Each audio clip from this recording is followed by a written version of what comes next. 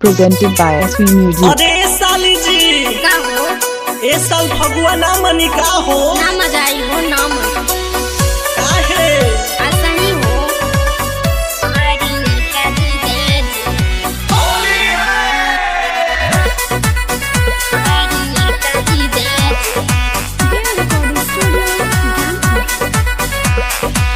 आ गइल साली हो फागुन महीना सुना लगे पिचकारी तोहरा बिना सुनो बोला आ गइल साली हो फागुन महीना सुना लगे पिचकारी तोहरा बिना रंग दिया नया पंची झजी रंग दिया नया पंची झजी रंग चोलिया में डलिया हरियर करी जाजी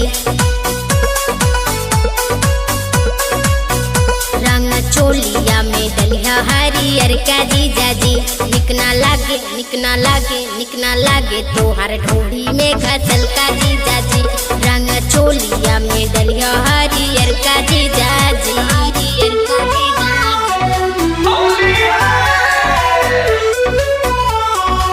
Music by Nisar. हरियर करी जाजी Their recording studio, Ganpur. जीजा के साली अपना करो न माना चली न पाई तो हर कौनो बहाना दीदी जानी त का सोची हमरा बारे में जीजे से रंग डलवैले बानी हम कुंवारे में अरे डर जनी करब न नती जाजी डर जनी करब न नती जाजी रंग चोलिया में डलिया हरियर का जीजाजी रंग चोलिया में डलिया हरियर का जीजाजी निकना लागे निकना लागे निकना लागे तोहार ढोड़ी में फसल का जीजाजी रंग चोलिया में डलिया हरियर का जीजाजी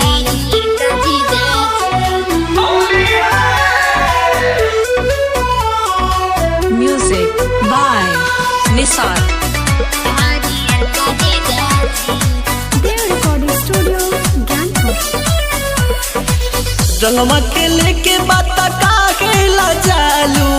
मन बतोहर त काहे डेरालू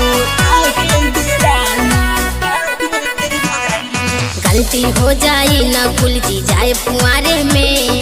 सूजित दीपक सूरज बड़े मजा मारे में अरे चीखे दसाली अपन पी जाजी चीखे दसाली अपन पी जाजी रंग चोलिया में डलिया हरियर का जीजाजी रंग चोलिया में डलिया हरियर का जीजाजी निकना लागे निकना लागे निकना लागे तोहर ढोड़ी में घसल का जीजाजी रंग चोलिया में डलिया हरियर का जीजाजी ए जीजा बहुते परेशान करता हो।